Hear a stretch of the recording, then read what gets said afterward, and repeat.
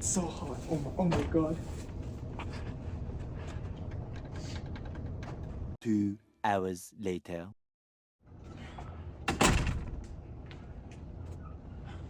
Kids, who keeps setting the thermostat to 70 degrees? Our electricity bill is high enough as it is. That is so hot in here. I'm melting in this house. Well, toughen up, kid. Everyone knows that by setting your thermostat to outside temperature is the best way to save energy and money. Do you know how much carbon emissions comes from heating an AC?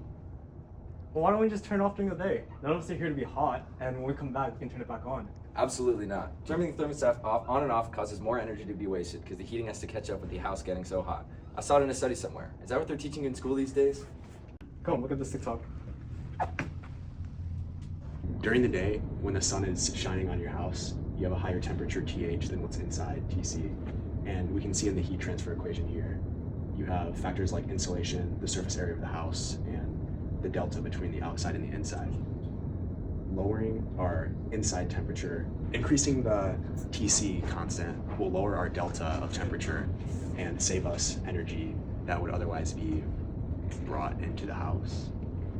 Turning your air conditioning off during the day in the summer can help you save money. As you can see, there's a change in temperature between the outside and the inside of a house. That is governed by this formula here, which can show how much heat is coming into your house from the outside. This is based on the insulation, the surface area of your house, and the change in temperature between the two. However, if you let your TC change by turning off your thermostat, this formula here governs how temperature changes over time.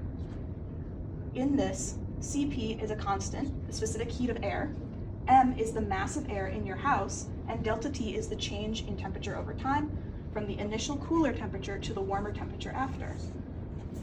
We can calculate how T changes over time as your thermostat is set off, but as you can see, based on this M variable here, houses have a lot of air in them, so temperature won't change that much. Most of your heat transfer is consumed by the air itself due to its high specific heat.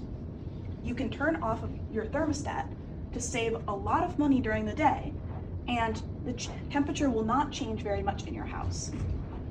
So a lot of people were curious about the data behind our previous video, so here it is. You can see the energy used in different situations, the cost, which scales with energy, and the emissions, which also scales, except for Texas summer because the electricity here is entirely renewable. So this data is found using some constants. Here is the Texas data. This includes things like the house ceiling height, the natural gas of the area, the perimeter of the house, as well as the temperature at each hour of the day. This data is then used to calculate how much energy is required to heat the house using natural gas in winter, and to cool it using electricity in the summer. However, while the thermostat is off, the temperature in the house is changing because energy is still leaving the house in winter or being added to it in summer. So we use Q equals MC delta T to find how the temperature is changing inside the house during this time.